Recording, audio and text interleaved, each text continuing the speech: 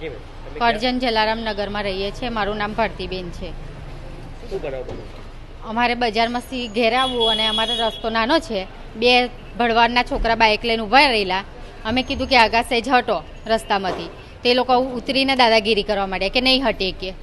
તો હવે રિક્ષા અમારે કઈથી કાઢવી? અમે ઘર ગયા. પછી એવું કે ઘરે આવો કે તમને જોઈએ છે અમે. એટલે બધા 5-6 જણ ભેગા થઈ ગયા ને મારા દિયરને મારવા વળી ગયા. અને મારા ઘરવાળા તો એસી રિપેર કરતા હતા ઘરમાં. એમને તો ખબર બી નથી. એ હજુ બહાર જાય ને એટલામાં પેલો બીજો ભણવા નીકળીને એમને મારવા જ વળી ગયો અને એમનું માથું ફોડી કાઢ્યું. એ લોકો કોણ હતા અને એમનું નામ શું? એક મેહુલ ભડવાડ છે, એક અનકાનો છોકરો છે, એનું નામ મિતેશ છે. શેનાથી માર્યું છે એવું કંઈક તમને ખબર છે? આ કડવું ને લાકડા ને એવું લઈને નીકળ્યા હતા એ લોકો. કોઈ જૂની અદાવત હોય કે ઝઘડો? ના, એવું કોઈ જ નહીં. અમારે કશું જ નહીં. ડાયરેક્ટ જ આવું જ.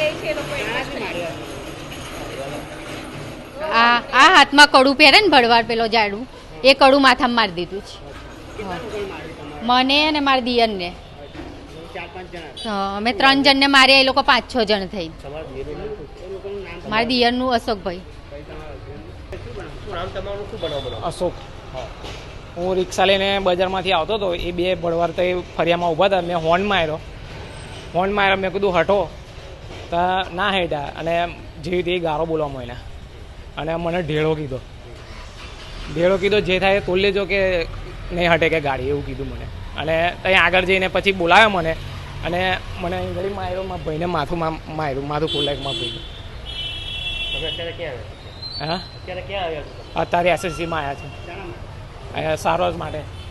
ભાઈને વાગ્યું છે તેની માટે આવ્યા. હા, મારી માંગ છે અમારે તો, અમે તો 2 ભાઈ જ છે, બીજું કોઈ છે નહીં અમારે. કોઈ છોડાવે અમન તઈ બોલાય.